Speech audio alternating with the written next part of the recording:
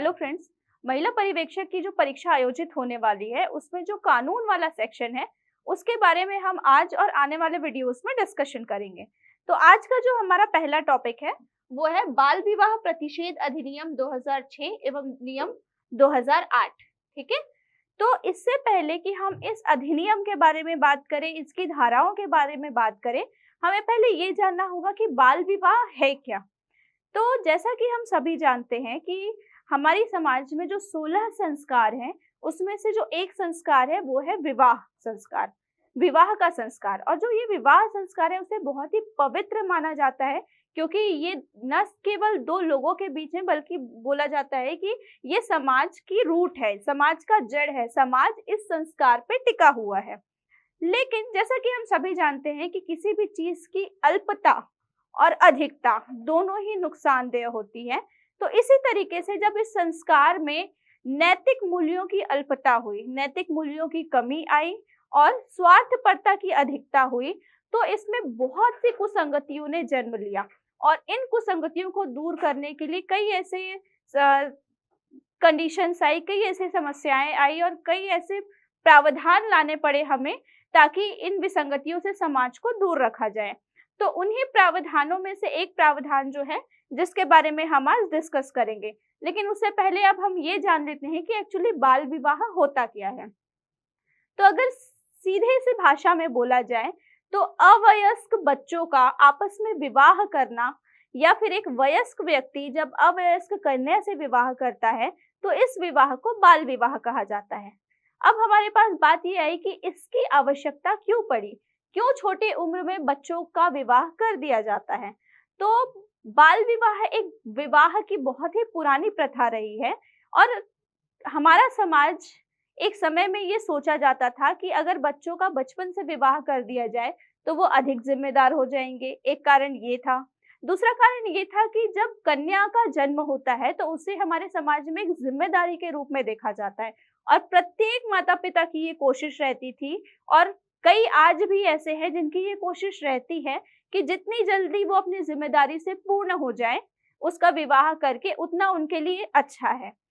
तीसरा कारण हमारे सामने जो आता है वो ये है कि सामाजिक विसंगतियां जो समाज में अभी सिचुएशन चल रही है, वो उसमें सबसे बड़ी समस्या है एक कन्या की सुरक्षा। तो कन्या की सुरक्षा के पॉइंट ऑफ व्यू से भी अगर हम देखें तो माता पिता की ये कोशिश रहती है कि विवाह करके जितनी जल्दी उसे दूसरे के घर में भेज दिया जाए, उतनी जल्दी वो इस सुरक्षा की समस्या से निजात पा लेंगे। तो ऐसे ही और भी कई सारे कारण हैं जिसके कारण बाल विवाह प्रथा जो है वो हमारे सामने स्थापित की गई। तो जैसे कि इतनी सारी विसंगतियां आई, उन्हीं में से एक विसंगति है विवाह को लेके बाल विवाह की प्रथा। और बाल विवाह की प्रथा से निपटने के लिए हमारे देश में काफी पहले से बहुत सारे काम किए जा रहे हैं। तो सबसे पहले जो इसमें काम हुआ था वो था शारदा एक्ट का। ठीक है, बाल विवाह को लेके जो सबसे पहला अधिनियम हमारे देश में कोई बना वो बना है शारदा एक्ट। ठीक है, ये शारदा एक्ट बना 1928 में और लागू हुआ 1929 में। ठीक है, तो 1928 में सबसे पहले शारदा एक्ट बनाया गया, जिसमें बाल विवाह को रोकने के कई सारे कोशिशें की गई। और उसके बाद फिर और कई ऐसे प्रयास किए गए, और उन्हीं प्रयासों की कड़ी में जो एक एक्ट हमारे सामने आता है वो है बाल विवाह प्रतिषेध अधिनियम 2006 एवं नियम 2008, जो हमारे इस एग्जाम में आने वाला है और इससे क्वेश्चंस हमारे एग्जाम में पूछे जाएंगे। तो चलिए सबसे पहले हम शुरू करते हैं कि इसका उद्देश्य क्या है। तो इसका उद्देश्य है बाल विवाहों के अनुष्ठान के प्रतिषेध और उससे संबंधित या उसके अनुषंगिक विषयों का उपबंध करने के लिए अधिनियम। मतलब ये कि बाल विवाह से संबंधित जो भी अनुष्ठान होते हैं उनको रोकना और उनसे संबंधित जो भी क्रियाकलाप है उनमें प्रतिषेध लगाना जो है वो इस अधिनियम का मुख्य उद्देश्य है। ठीक है, अब देखते हैं कि इसमें कुल कितनी धाराएं हैं। 21 धाराएं हैं और इसे लागू कब किया गया है? 10 जनवरी 2007 को इसे लागू कर दिया गया है। अब हम एक एक धाराओं के बारे में बात करेंगे। तो सबसे पहले हम आते हैं धारा 1 में। धारा 1 में, जैसा कि मैंने पिछली बार के वीडियोस में भी आपको बताया है, कि किसी भी अधिनियम में जो पहली धारा होती है उसमें उस अधिनियम का संक्षिप्त नाम, उसका विस्तार और उसके लागू करने की तिथि बताई जाती है। तो इस अधिनियम का जो संक्षिप्त नाम है, या जो इस अधिनियम का नाम है, वो है बाल विवाह प्रतिषेध अधिनियम 2006। ठीक है, इसे लागू किया गया है 10 जनवरी 2007 में, और इसका जो विस्तार है वो संपूर्ण भारत में है। एक संशोधन हुआ था इससे पहले, उस संशोधन से पहले ये जो अधिनियम है वो जम्मू कश्मीर राज्य में लागू नहीं था, लेकिन 31 अक्टूबर 2019 के बाद से 31 अक्टूबर 2019 के बाद से एक संशोधन किया गया, और 31 अक्टूबर 2019 से ये अधिनियम जो है वो संपूर्ण देश में लागू हो चुका है। ठीक है, तो अब अगर हमें देखें कि इस अधिनियम का विस्तार कहाँ है, तो संपूर्ण भारत में विस्तार है, और इसमें कुल कितनी धाराएं हैं, तो कुल 21 धाराएं इस अधिनियम के अंतर्गत आती हैं। तो चलिए अब हम एक एक धाराओं के बारे में आराम से डिस्कशन करेंगे। तो हमने अभी धारा 1 के बारे में डिस्कशन किया, अब हम आते हैं धारा 2 में। तो धारा 2 में क्या है, परिभाषाएं हैं। याद रखिएगा, जब भी हम किसी भी अधिनियम के बारे में बात करें तो हर एक अधिनियम की धारा 2 जो होती है वो परिभाषाएं होती है। ये मैं आपको इसलिए बता रही हूँ क्योंकि हमको यहाँ पे बहुत एक्सपर्ट नहीं बनना है, हमें एग्जाम निकालना है, और हो सकता है कि आपको किसी भी चीज का एग्जाम्पल दे दिया जाए और पूछा जाए कि ये किस धारा में है, तो चाहे वो कोई भी अधिनियम हो, उस अधिनियम की धारा 2 जो है वो परिभाषाओं के बारे में ही होगी।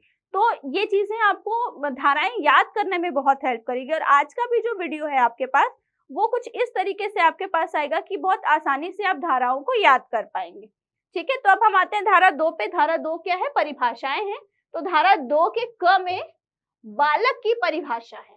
ठीक है, कि कौन बालक होगा।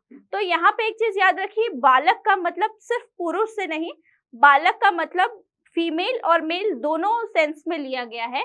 कि बालक किसे कहा जाएगा, पुरुष के, अगर कोई मेल पर्सन है तो वो व्यक्ति जिसने वो पुरुष जिसने 21 वर्ष की आयु पूरी नहीं की है वो बालक कहलाएगा, और महिला अगर कोई है तो जिसने 18 वर्ष की आयु पूरी नहीं की है वो महिला जो है वो बालक कहलाएगी इस अधिनियम के अनुसार। ठीक है, अब धारा 2 का ख जो है उसमें बाल विवाह को परिभाषित किया गया है। तो बाल विवाह धारा 2 ख के अनुसार क्या होगी, ऐसा विवाह जिसमें दोनों पक्षकारों में से कोई एक जो हो वो क्या हो, आवश्यक रूप से बालक हो। ठीक है, और बालक का मतलब क्या, केवल मेल पर्सन नहीं, बालक का मतलब है कि वो पुरुष जिसने 21 वर्ष की आयु पूरी नहीं की हो, या फिर वो महिला जिसने 18 वर्ष की आयु पूरी नहीं की हो, और या फिर दोनों ही, कि जो मेल पर्सन है वो 21 वर्ष से कम उम्र का है और जो महिला है वो 18 वर्ष से कम उम्र की है।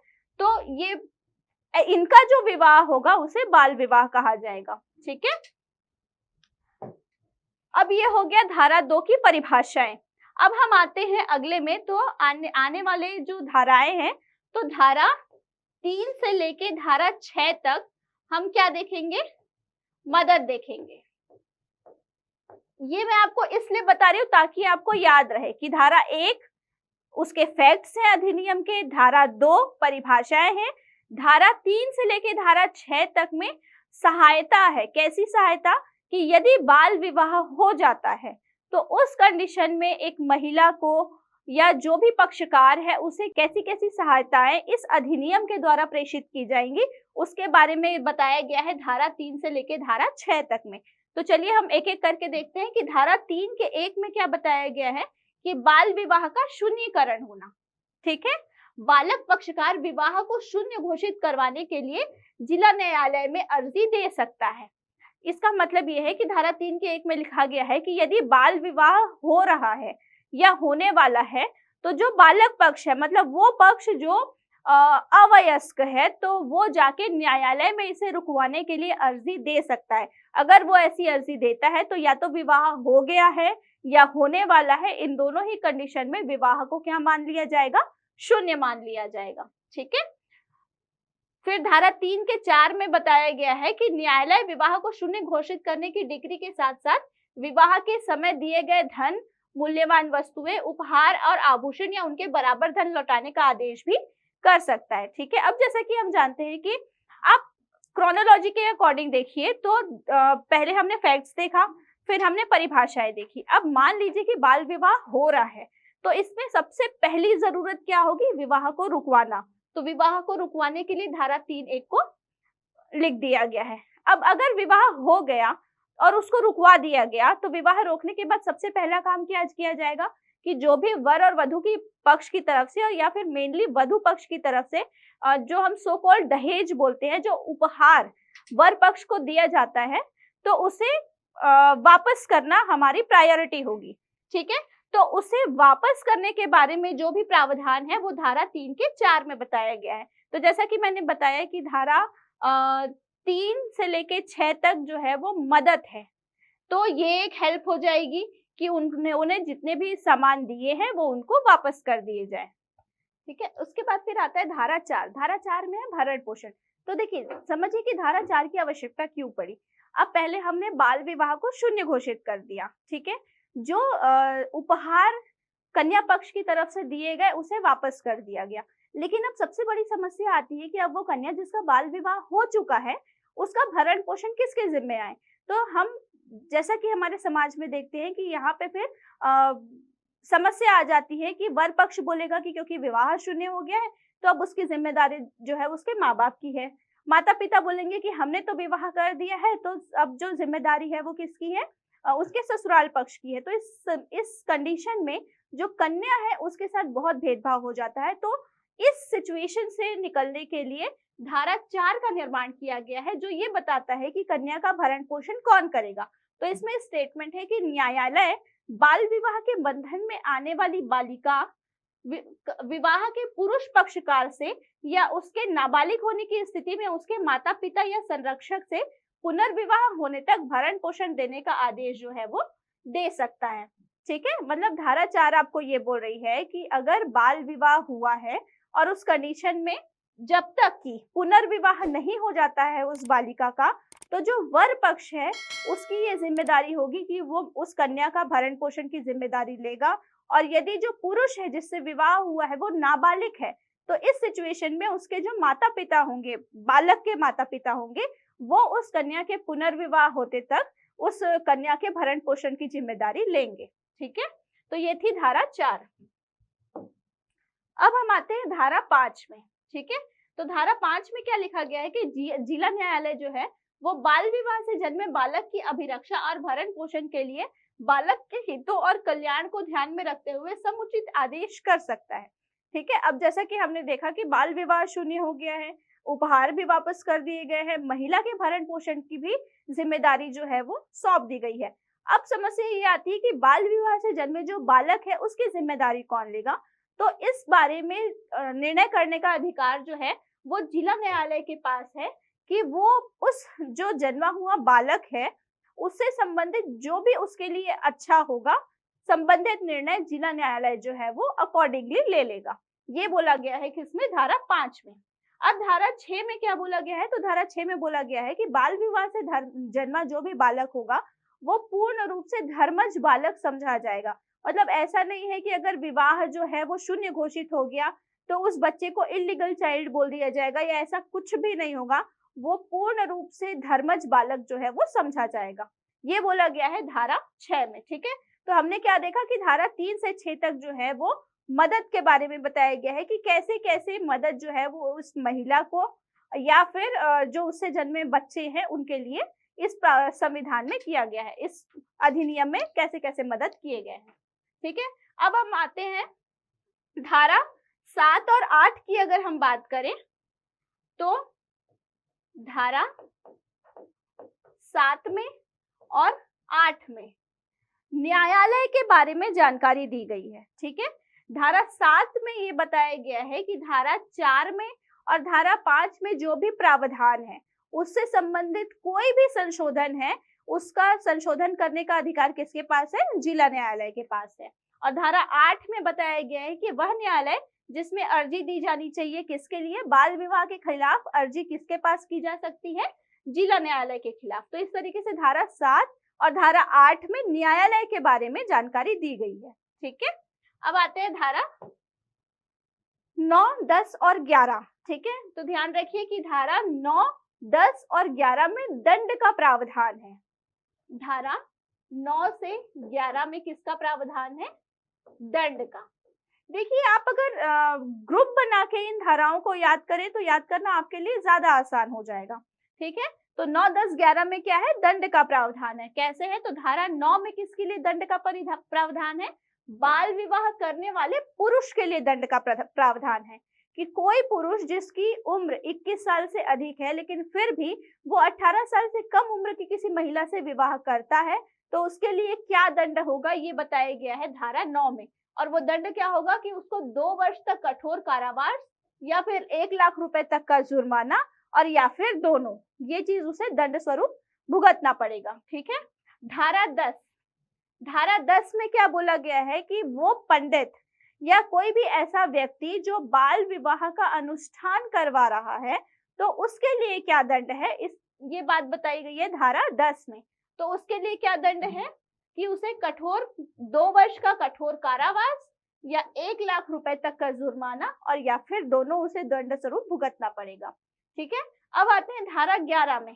तो धारा 11 में कहा गया है कि बाल विवाह के अनुष्ठान का संवर्धन करने या उसे अनुज्ञात करने के लिए दंड। ठीक है, मतलब ये कि अगर कोई व्यक्ति है जो किसी को बाल विवाह कराने के लिए प्रेरित कर रहा है या मदद कर रहा है तो उसे क्या दंड दिया जाएगा? तो उसे दंड स्वरूप 2 वर्ष तक का कठोर कारावास और जुर्माना स्वरूप 1 लाख रुपए जो है वो दंड स्वरूप दिया जाएगा। लेकिन ये बात ध्यान रखने वाली है कि धारा 11 के अंतर्गत जो सजा है वो सिर्फ पुरुषों के लिए है।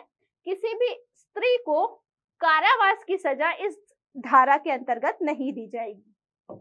अब हम आते हैं धारा 12 में। ठीक है, तो धारा 12 में क्या कहा गया है कि अवयस्क बालक का विवाह शून्य होगा जहां विवाह प्रायोजन के लिए उसे फुसलाया जाता है, बलपूर्वक लाया जाता है और विक्रय किया जाता है और किसी रूप में उसका विवाह कराया जाता है। मतलब धारा 12 में जैसे कि हम देखते हैं कि जो बच्चों की तस्करी होती है, ठीक है, और कई कंडीशन में ये होता है कि जो बाल विवाह है उसमें जो अवयस्क बच्चे हैं, ठीक है, उन्हें बेच दिया जाता है या फिर उनका बाल विवाह कराया जाता है कुछ मॉनेटरी बेनिफिट को लेके। तो उन केसेस के संबंध में यहाँ पे धारा 12 में बताया गया है कि अगर कोई अवयस्क बालक है तो उसका जो विवाह है वो तब शून्य माना जाएगा यदि उसे फुसलाया जाता है बाल विवाह करने के लिए, उसे बलपूर्वक लाया जाता है, मतलब उसकी इच्छा नहीं है विवाह करने का फिर भी जबरदस्ती उसका विवाह कराया जाता है, और या फिर उसे बेच दिया जाता है और किसी रूप में उसका विवाह कराया जाता है। ठीक है, और जनरली हम ये चीजें देखते हैं कि जहाँ पे महिलाओं की संख्या कम है और पुरुषों की संख्या अधिक है, अर्थात कि लिंगानुपात में बहुत ज्यादा अंतर है, तो इस सिचुएशन में क्या हो जाता है कि दूसरे राज्यों से लाके लड़कियां, कम उम्र की जो लड़कियां हैं उन्हें लाके वहां पे विवाह कराया जाता है और इस संबंध में जो लाने वाला व्यक्ति है वो एक मोटी रकम ले लेता है। तो इस अपराध को रोकने के लिए धारा 12 में प्रावधान किए गए हैं। ठीक है, अब आते हैं हम धारा 13 में। तो धारा 13 में क्या बोला गया है कि बाल विवाह को प्रतिषिद्ध करने वाले व्यादेश जारी करने की न्यायालय की शक्ति। ठीक है, प्रथम वर्ग न्यायिक मजिस्ट्रेट या महानगर मजिस्ट्रेट ऐसे विवाह को प्रतिषिद्ध करने वाला व्यादेश निकालेगा। मतलब धारा 13 में ये बोला गया है कि बाल विवाह को रोकने के लिए जो भी अधिकार होंगे वो किसके पास होंगे? न्यायिक मजिस्ट्रेट के पास या फिर महानगर मजिस्ट्रेट के पास ऐसे अधिकार जो है वो सम्मिलित होंगे। ठीक है, अब आते हैं हम धारा 13 के बाद धारा 14 की बात करें तो धारा 14 में निषेध दिया गया है। ठीक है, धारा 14 की बात करते हैं तो धारा 14 में निषेधाज्ञा की बात की गई है कि जो मजिस्ट्रेट है, ठीक है, वो निषेधाज्ञा जारी कर सकता है, लेकिन उसके बाद भी यदि निषेधाज्ञा का मतलब होता है कि अगर दिख रहा है कि कहीं पे बाल विवाह हो गया है तो उसे रोक देना, या पता चल रहा है कि कहीं पे होने वाला है तो उसे होने से पहले रोक देना। ठीक है, तो अगर पता चलता है कि कहीं पे बाल विवाह हो रहा है या फिर हो चुका है या होने वाला है तो न्यायालय के पास ये शक्ति है कि वो उस पे निषेधाज्ञा जारी कर सकता है। ये लिखा हुआ है धारा 14 में। ठीक है, अब हम आते हैं धारा 15 में। तो धारा 15 में लिखा गया है, धारा 15 में है अपराधों की प्रकृति। ठीक है, कि बाल विवाह जो है वो किस प्रकार का अपराध है। तो इसमें स्पष्ट रूप से कहा गया है कि बाल विवाह जो है वो संज्ञेय और अजमानतीय अपराध की श्रेणी में आता है। अब हम देखते हैं कि ये संज्ञेय और अजमानती अपराध क्या होता है। तो संज्ञेय का मतलब ये है कि कुछ ऐसे अपराध होते हैं जो बहुत ज्यादा प्रॉब्लमैटिक होते हैं और बहुत ज्यादा सीरियस होते हैं। तो इस कंडीशन पे पुलिस के पास ये अधिकार होता है कि जो अपराध करने वाला व्यक्ति है उसे बिना वारंट के गिरफ्तार कर सकता है। तो वो अपराध जिनमें पुलिस के पास ये अधिकार होता है बिना वारंट के उस व्यक्ति को गिरफ्तार करने का, उन अपराधों को संज्ञेय कहा जाता है। और ये अजमानती है, मतलब एक बार अगर गिरफ्तारी हो गई तो उस व्यक्ति की जमानत नहीं की जाएगी। तो जो बाल विवाह है उसकी भी प्रकृति ऐसी ही है, वो संज्ञेय और अजमानती प्रकृति का अपराध है। ठीक है, तो ये है हमारी धारा 15 में। अब हम आते हैं धारा 16, 17, 18, 19, 20 और 21 के बारे में। तो एक चीज याद रखें कि धारा 16 से 18 तक, ठीक है, एक अधिकारी की बात की गई है। धारा 16 से 18 तक बाल विवाह प्रतिषेध अधिकारी के बारे में बताया गया है। ठीक है, तो धारा 16 में क्या लिखा हुआ है कि बाल विवाह प्रतिषेध अधिकारी को परिभाषित किया गया है कि वो अधिकारी कौन होगा। तो देखिए, इसमें कहा गया है कि कोई भी आधिकारिक व्यक्ति, शासकीय अधिकारी या फिर सामाजिक व्यक्ति जो बाल विवाह या समाज के भले करने वाले काम से या कई अन्य सामाजिक संगठनों से जुड़ा हुआ है, जो इस क्षेत्र में कार्य करता है, उसे राज्य सरकार चाहे तो बाल विवाह प्रतिषेध अधिकारी के रूप में नियुक्त कर सकती है। ठीक है, अब हम आते हैं धारा 17 में। धारा 17 में बोला गया है कि बाल विवाह प्रतिषेध अधिकारी को क्या समझा जाएगा, एक लोक सेवक समझा जाएगा। उसके बाद हम आते हैं धारा 18 में। ठीक है, तो धारा 18 जो है उसमें ये बताया गया है कि जो बाल विवाह प्रतिषेध अधिकारी है वो सद्भावना पूर्वक कोई भी निर्णय लेता है बाल विवाह के संबंध में, तो उसके लिए गए निर्णय के लिए उसे कोई दंड, कोई कारावास या फिर कोई सजा जो है वो नहीं की जाएगी। ये बात बोली गई है धारा 18 में। ठीक है, अब हम आते हैं धारा 19 में। तो धारा 19 में क्या लिखा गया है, नियम बनाने की शक्ति। तो बाल विवाह को लेके जो नियम बनाने की शक्ति है वो किसके पास होगी, राज्य सरकार के पास होगी। ठीक है, इसके बाद आता है धारा 20। तो धारा 20 जो है वो संशोधन है कि इस अधिनियम को लेके जो संशोधन किया गया है उसका डिस्कशन जो है वो धारा 20 में किया गया है। और इसके बाद आता है धारा 21 जो है निरसन और व्यावृत्ति, कि जब ये अधिनियम लागू हुआ तो किस एक्ट का निरसन हुआ। तो वो है बाल विवाह अवरोध अधिनियम 1929 जो है वो इसके द्वारा निरसित कर दिया गया है। ठीक है, तो ये थी धारा 1 से लेके धारा 21 तक बाल विवाह प्रतिषेध अधिनियम। ठीक है, अब इस अधिनियम से लेके हम कुछ एमसीक्यू सॉल्व कर लेते हैं ताकि जो कुछ बेसिक फैक्ट्स हैं वो हमें याद हो जाए। ठीक है, तो हमारा जो पहला क्वेश्चन है वो है बाल विवाह प्रतिषेध अधिनियम 2006 में बालक का अभिप्राय क्या है। ये हमने पढ़ा है, ये बालक जो है वो हमने धारा 2 में पढ़ी है परिभाषाओं में। ठीक है, तो ऑप्शंस देखते हैं। ए है 21 वर्ष का पुरुष और 21 वर्ष की नारी, नहीं। 21 वर्ष से अधिक का पुरुष और 18 वर्ष से अधिक की नारी, नहीं। 21 वर्ष से कम का पुरुष और 18 वर्ष से कम की नारी, हाँ। और 18 वर्ष तक का पुरुष, ये तो नहीं। ठीक है, तो ये जो क्वेश्चन है उसका सही आंसर क्या होगा, ऑप्शन सी। 21 वर्ष से कम का पुरुष और 18 वर्ष से कम की नारी जो है उसे बालक के रूप में परिभाषित किया गया है। ठीक है, तो हमारा जो अगला क्वेश्चन है वो है बाल विवाह प्रतिषेध अधिनियम जम्मू कश्मीर में कब से लागू हुआ है। हमारा जो ऑप्शन है वो ए 1 नवंबर 2019, बी 31 अक्टूबर 2019, सी 1 दिसंबर 2019 और डी 21 दिसंबर 2019। तो हमारा जो सही आंसर है वो है बी 31 अक्टूबर 2019 से जम्मू कश्मीर राज्य में भी बाल विवाह प्रतिषेध अधिनियम जो है वो लागू हो गया है। ठीक है, अब हमारा जो अगला क्वेश्चन है वो है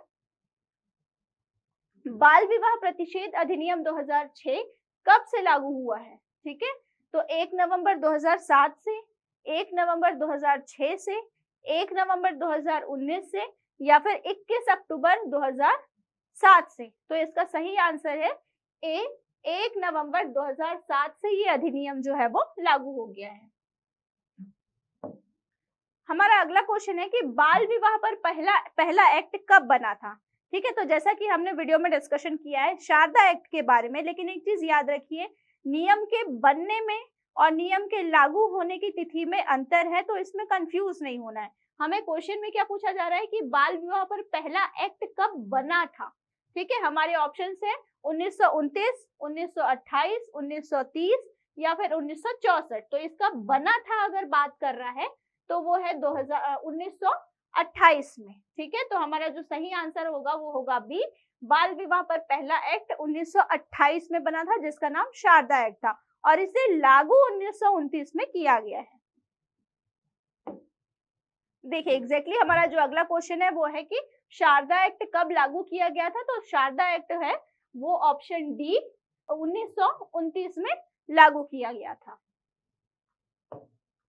हमारा अगला क्वेश्चन है कि बाल विवाह की दशा में प्रार्थी कहाँ के न्यायालय में अर्जी पेश कर सकता है। ठीक है, तो जहां पर वो निवास करता है, जहां विवाह अनुष्ठापित किया गया था, जहां पक्षकारों ने अंतिम रूप से एक साथ निवास किया था, या उपरोक्त सभी। तो देखिए इसमें इसका आंसर होगा डी, उपरोक्त सभी। ठीक है, यदि बाल विवाह से पीड़ित कोई प्रार्थी है और वो अर्जी लगाना चाहता है इसके लिए, तो वो उन तीनों जगहों पे अर्जी लगा सकते, न्यायालयों में अर्जी लगा सकता है। कहाँ के, अगर वो जहाँ पे निवास कर रहा है वहां के न्यायालय में भी अर्जी लगा सकता है, फिर जहाँ जिस स्थान पे उसका विवाह अनुष्ठापित हुआ है वहां के न्यायालय में भी अर्जी लगा सकता है, और जो दोनों पक्षकार हैं, मतलब जो महिला है और जो पुरुष है, वो आखिरी बार जिस स्थान पे साथ में रह रहे थे वहां के न्यायालय में भी वो इसके लिए अर्जी लगा सकते हैं। तो ये जो क्वेश्चन है उसका आंसर होगा उपरोक्त सभी।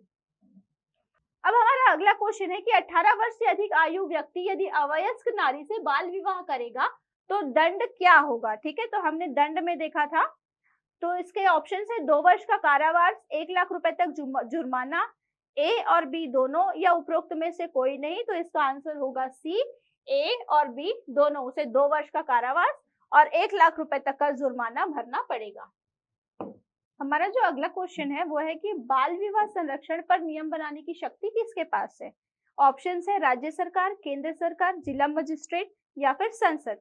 तो इसका आंसर है ए, राज्य सरकार। ठीक है, बाल विवाह संरक्षण पर नियम बनाने की शक्ति किसे दी गई है, राज्य सरकार को दी गई है।